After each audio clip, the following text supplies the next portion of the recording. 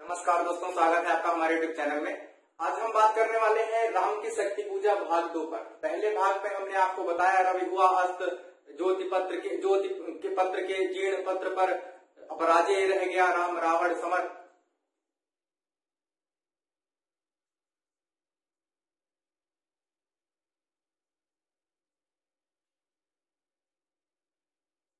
रवि हुआ अस्त, ज्योति के जीर्ण पत्र पर अपराजय है रह गया राम रावण समर।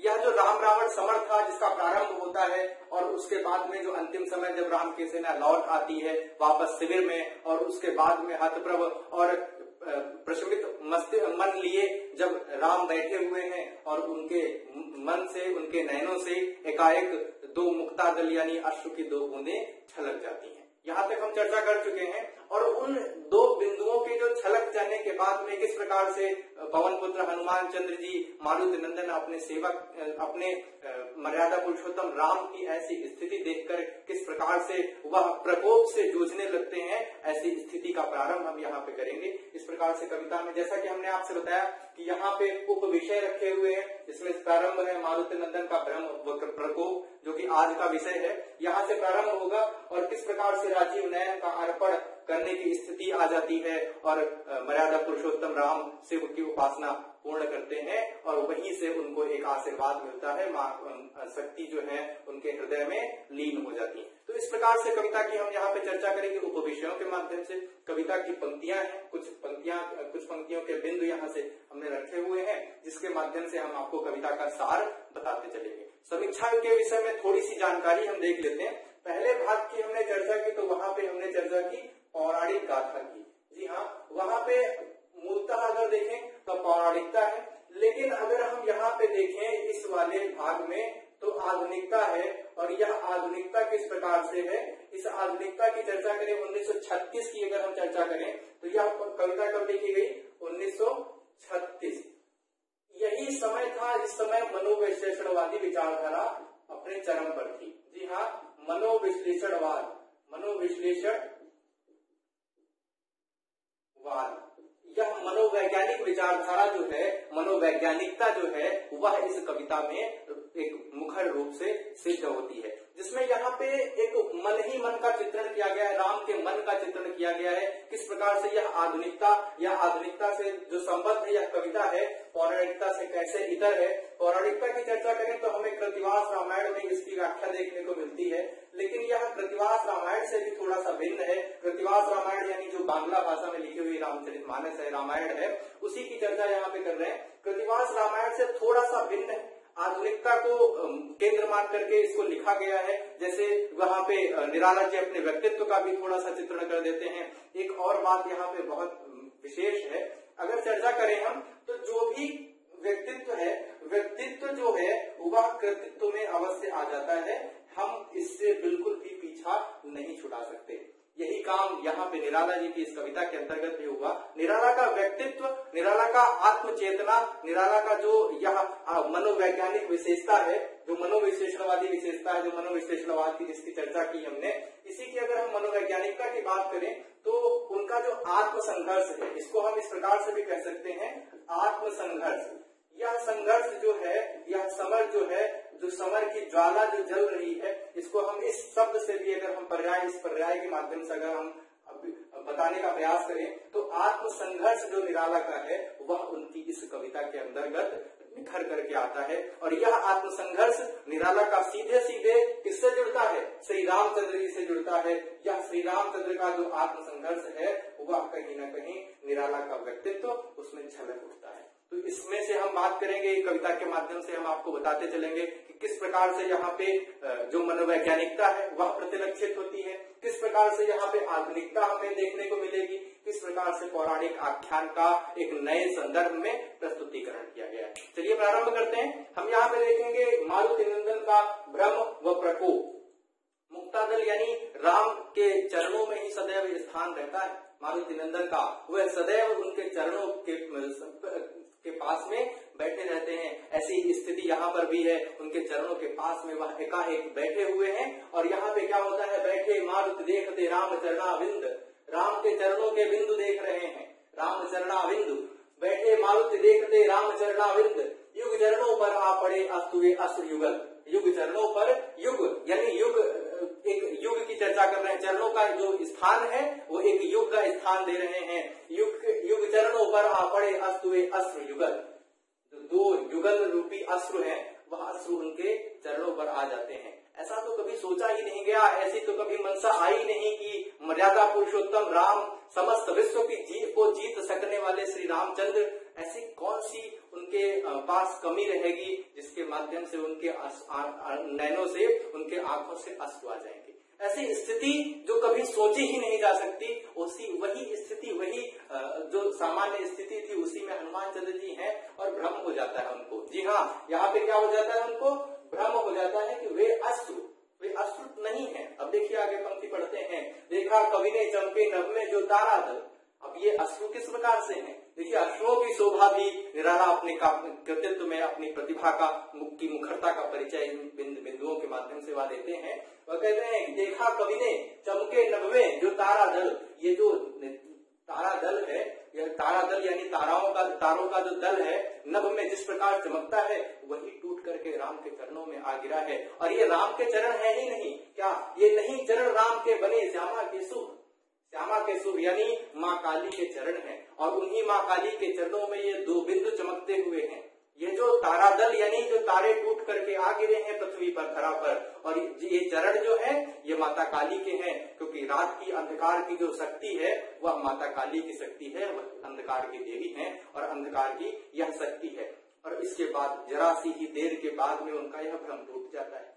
और भ्रम जिस प्रकार से टूटेगा, हनुमान जैसा सेवक और जिनके जो आराध्य हैं वह श्री रामचंद्र जी हैं, और फिर किस प्रकार के भगवान शंकर का 11वें रुद्र का जो यह अवतार है, जो रुद्रावतार है यानी भगवान शंकर का ही अवतार है हनुमान चंद्र जी। और यह अवतार जब अपने रौद्र रूप में आ जाएगा तो किस प्रकार से पृथ्वी कंपित होने लगेगी, किस प्रकार से धाराएं जलराशियां बहने लगेंगी, इन सभी का प्रकृति की शोभा का वर्णन उसके अंतर्गत करते हैं। वह अनेक प्रकार के उपमानों के माध्यम से अनेक प्रकार के आलंबन का गठन करते हैं और बताते हैं कि किस प्रकार से स्थितियां वहां पे भयावह हो जाती हैं। व्याकुल व्याकुल कुछ चिर प्रफुल्ल मुख निश्चेतन, व्याकुल व्याकुल कुछ चिर प्रफुल्ल मुख निश्चेतन। जैसे ही वह स्थिति को आभास होता है उनको इस स्थिति का आभास होता है, मन व्याकुल उठता है और व्याकुलता इतनी प्रबल है, मुख निश्चेतन हो जाता है, प्रफुल्ल मुख निश्चेतन। और उसके बाद में वो उनको ज्ञात होता है कि ये अश्रु राम के, अश्रु राम के, ये जो अश्रु है, ये जो मुक्ता दल है, जो चरणाबिंदु के माध्यम पर प्रदर्शित हो रहे हैं, ये क्या है? ये श्री रामचंद्र जी के अश्रु हैं। और वह मन ही मन बहुत हतप्रभ हो जाते हैं, बहुत ही मन शांत हो जाता है, विक्षिप्त हो जाता है और क्रोध जाग उठता है। विश्व को जीत लेने की शक्ति तो हनुमान चंद्र में भी है, हनुमान चंद्र मारुति नंदन में भी है, और मारुति नंदन अपार शक्ति को धारण करने वाले हैं। उनकी शक्ति का आभास कराने का काम जब हम सुंदरकांड की चर्चा रामचरितमानस के अंतर्गत करते हैं तो वहां पर, और वह लंका को, पूरी लंका को, स्वर्णमयी लंका को जलाकर चले जाते हैं। उनकी शक्ति का पराक्रम कम है क्या? वह उनकी भी शक्ति बहुत ही विशिष्ट है और इस शक्ति का आभास माता को कराते हैं भगवान शंकर, और वह शक्ति के इस प्रकोप में जलने लगते हैं। और इस प्रकार से जो स्थितियां हैं, देखिए यहाँ पे प्रकृति की शोभा और किस प्रकार से विरोधाभास यहाँ पे प्रतिफलित हो रहा है। जलराशि राशि जल पर चढ़ता खाता पछाड़, जलराशि राशि जल पर चढ़ता खाता पछाड़। किस प्रकार से यहाँ पे जो सागर है वह गरज रहा है, जो लहरें हैं वह झरोखे मार रही हैं। इस प्रकार की स्थितियां जो बहुत भयावह है, यानी रौद्र स्थितियां, रौद्र रूप का वर्णन इसके अंतर्गत होने लगता है। और यही जब उनका भ्रम टूटता है, यानी मारुति नंदन का जब भ्रम टूटता है तो प्रकोप देखने को मिलता है, और यही प्रकोप की इसके अंतर्गत चर्चा की गई है। इसके बाद में हम देखते हैं कुछ और बिंदु। और ऐसी स्थिति में पिता का संबंध मिल जाता है। पिता का संबंध मिलते ही यह जो स्थिति है वह महाकाश तक पहुंच जाती है। महाकाश यानी अब वह आकाश को ही निगल लेने की स्थिति में आ जाते हैं। यानी वही कार्य जो उन्होंने बचपन में किया था, जन्म के तुरंत बाद उन्होंने वह स्थिति पैदा कर दी थी जब उन्होंने सूर्य को निगल लिया था, वह तो अनायास था, यहाँ पर कुछ कारण है। और यही स्थितियां यहाँ पे आख्यायित की जाती है। वज्रांग तेज गणबरा पवन को महाकाश लख महानाश शिव अचल हुए क्षण भर चंचल। और यहाँ पे ऐसी स्थिति में शिव को आभास हो जाता है, भगवान शंकर को उनकी शक्ति का आभास है, क्योंकि वह उनके रौद्र रूप से परिचित हैं और वह जानते हैं कि अब शक्ति को संवरण करना है, शक्ति को जो देवी है, देवी को शक्ति का संवरण करना है। देवी का शक्ति का संवरण जो है वह किस प्रकार से लज्जा का विषय बन सकता है। जब माँ देवी को अगर अपनी शक्ति का संवरण करना पड़ जाए तो ऐसी स्थिति, यह ऐसी स्थिति जो है वही आधुनिकता है, वही जो स्थिति है उसी की चर्चा यहाँ पर उन्होंने लोक धरातल पर आकर के की है। यह उनकी कविता का विशेष भाग है। इसी में कवि का संपूर्ण हमें प्रतिभा, संपूर्ण कवित्व का परिचय मिलता है, किस प्रकार से उन्होंने ऐसी स्थिति का निर्माण किया और ऐसी स्थिति से किस प्रकार से वह पार पाते हैं, किस प्रकार से वह उससे निकल करके आते हैं। जैसे ही देवी को शक्ति का संवरण करने की स्थिति आती है तब उनको ऐसा महसूस होता है, ऐसा अनुभव होता है कि यह तो लज्जा का प्रश्न बन सकता है। अगर देवी को शक्ति का संवरण करना पड़े तो कैसी यह स्थिति विषम स्थिति हो सकती है। और इसी के तुरंत बाद माता अंजना का आह्वान होता है, माता अंजना तुरंत प्रकट होती हैं। अब देखिए किस प्रकार से निराला का कौशल है। अब देखिए जैसे ही यहाँ पे हमने कुछ पंक्तियां यहाँ पे नहीं रखी हैं, उनके माध्यम से हम आपको परिचय करा देते हैं। माँ अंजना का उद्भव होता है, वह प्रकट होती हैं और समझाने का प्रयास करती हैं। अब यहाँ पे अगला जो बिंदु है माता अंजना की शिक्षा ही है और किस प्रकार से कितना भी क्रोधित पुत्र हो, माँ के समझाने से, माँ के पुचकारने से वह तुरंत शांत हो जाता है। तो यहाँ पे माँ की ममता, माँ और पुत्र का जो प्रेम है और उनके बीच का जो गठबंधन है, जो बंधन है, उस बंधन के बारे में यहाँ पे बताया गया है। और वैसे ही तुरंत उनका क्रोध शांत हो जाता है, वह सामान्य हो जाते हैं। और वह परिचय किसका देती हैं कि तुमने बचपन में ही सूर्य को निगल लिया था, वह तो अनायास था और यहाँ तुम निगलने जा रहे हो किसको, महाकाश को।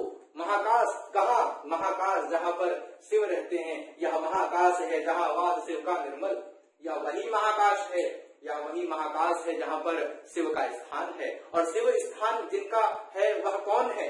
वह कौन है? पूजते जिन्हें श्री राम उसे कृष्ण पूजन, जिसको श्री रामचंद्र भी पूजन करते हैं, ऐसे भगवान शंकर का महाकाश तुम निकलने आ गए। किस प्रकार से तुमको यह आभास हो गया, कैसे तुमने यह सोच लिया।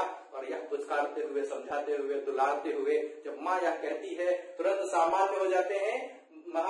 महावीर यानी मारुति नंदन तुरंत सामान्य हो जाते हैं और उनको उनके धर्म का जब पाठ पढ़ाने का काम करती हैं। एक पंक्ति के माध्यम से बताने का प्रयास मैंने किया है कि तुम सेवक हो छोड़कर धर्म कर रहे कार्य।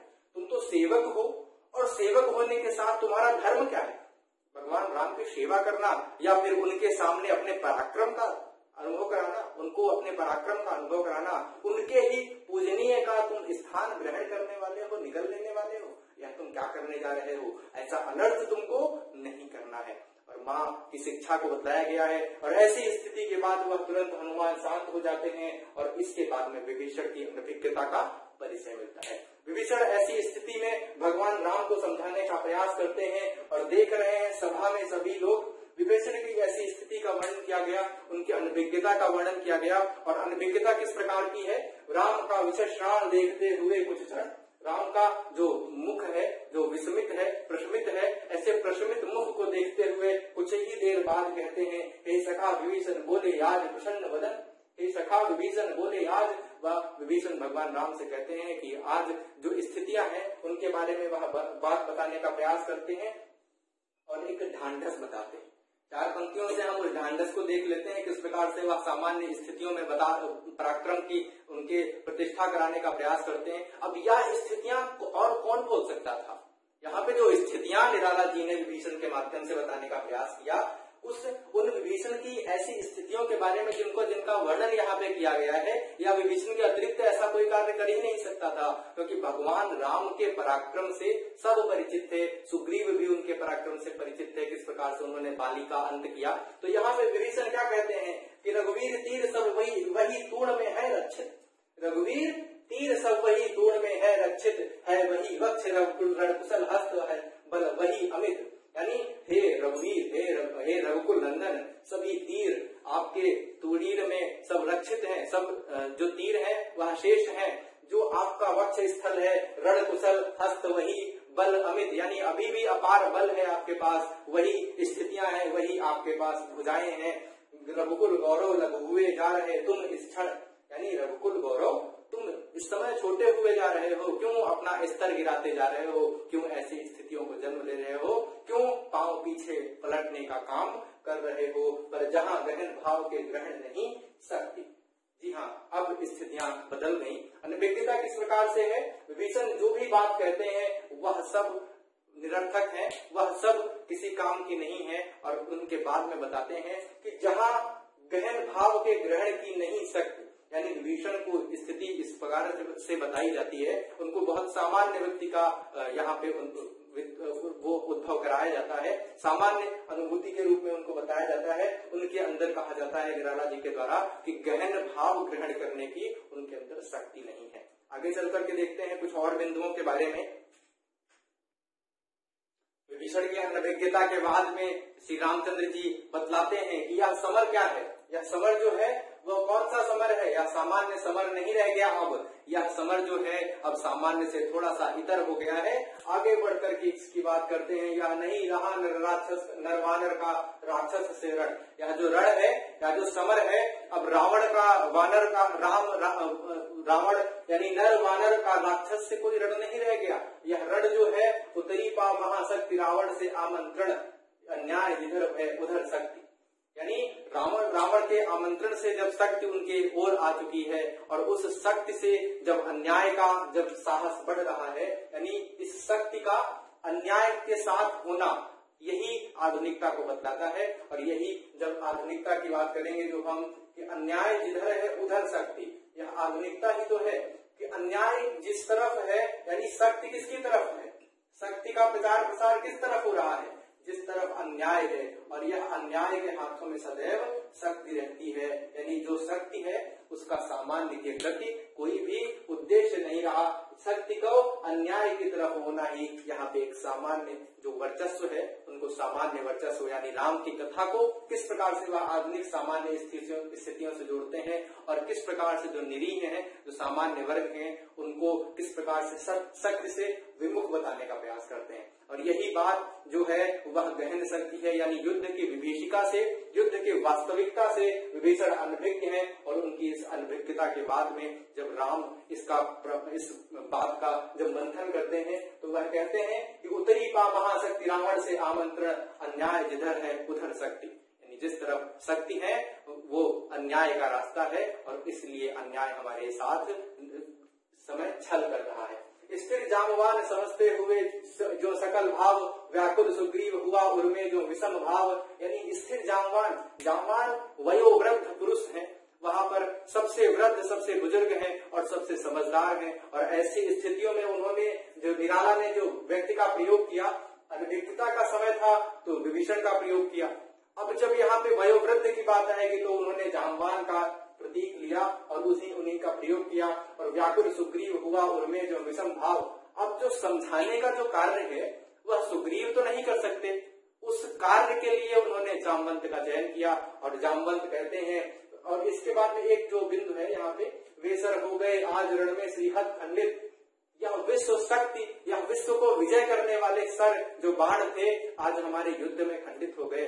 इस स्थिति का भयावह, इस स्थिति को भयावह मान करके आज जो राम है वह दुखी हैं, और उन्हीं के समर्थन में उसके बाद में जामवंत का एक संदेश आता है, वह फिर समझाते हैं, वह एक साहस बढ़ाने का काम करते हैं, एक वयोवृद्धि ढांढस तो भी बंधाता है। इसके बाद में शक्ति का पर अन्याय का अधिकार मैंने आपको बता दिया, और जामवंत का ढांढस, यानी जो वयोवृद्ध पुरुष होता है कि वह क्या कहता है, कीप इट अप, लगे रहो, आगे बढ़े रहो, होगी जय होगी जय। इस प्रकार से यहाँ पे बताते हैं, हे पुरुष सिंह तुम भी यह शक्ति करो धारण।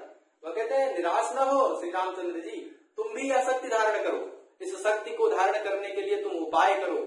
हम सभी जो है वह सेना के साथ में डटे रहेंगे, और सेना का जो नेतृत्व करेंगे वो भगवान लक्ष्मण करेंगे। यानी लक्ष्मण जी, अब यहाँ पे सेना का नेतृत्व किसके लिए कहा गया कि लक्ष्मण, और सभी सेना का जो गठन है वह बता देते हैं कि जो युद्ध का जो समय रहेगा उसमें हम सब लोग संभाल लेंगे। आप क्या करो, हे पुरुष सिंह तुम भी यह शक्ति करो धारण। उसके बाद में जैसे ही यह संदेश वह देते हैं, यह बात वह बताते हैं, श्री राम की बात समझ में आती है और वह शक्ति को धारण करने के लिए पूजन का अनुष्ठान का कार्य जो है प्रारंभ कर देते हैं। माता दशभुजा विश्व ज्योति है, मैं हूँ आश्रित, चाहिए हमें 108 कवि इंदिवर, यानी 108 कवि इंदिवर, यानी माता जो शक्ति है उनकी उपासना करने के लिए 108 इंदिवर, 108 कमल के शतदल जो है उनका प्रयोग किया जाएगा। वह ला करके दिए गए। कर गया अतिक्रम ब्रह्मा हरि शंकर का स्तर, हो गया विजित ब्रह्मांड पूर्ण देवता स्तब्ध। अब क्या है, युद्ध का जो क्षेत्र है उस क्षेत्र में राम उपस्थित नहीं है।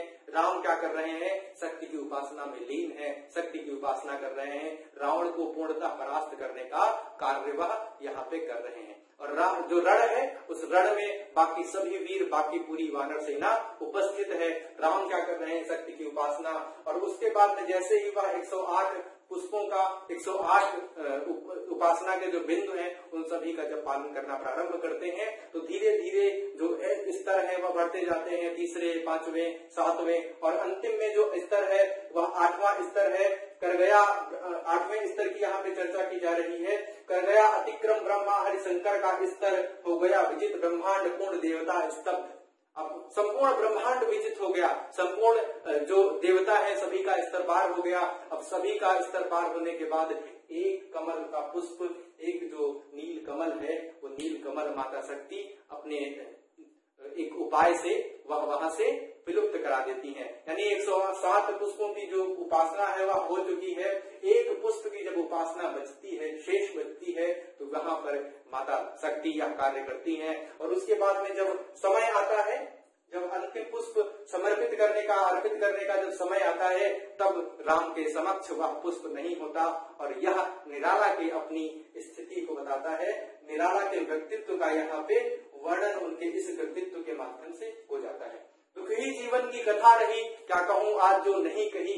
यानी सरोज स्मृति में भी यह चर्चा करते हैं कि उनका जो स्थिति है वह स्थिति किस प्रकार से उन पर सभी प्रकार के जो लोग हैं, सभी प्रकार की जो स्थितियां हैं वह उनके साथ अट्टहास करती हैं। उनके साथ में वह स्थितियां जो वह करते हैं, दिक जीवन जो पाता ही आया है विरोध, अपने जीवन को धिक्कारते हैं।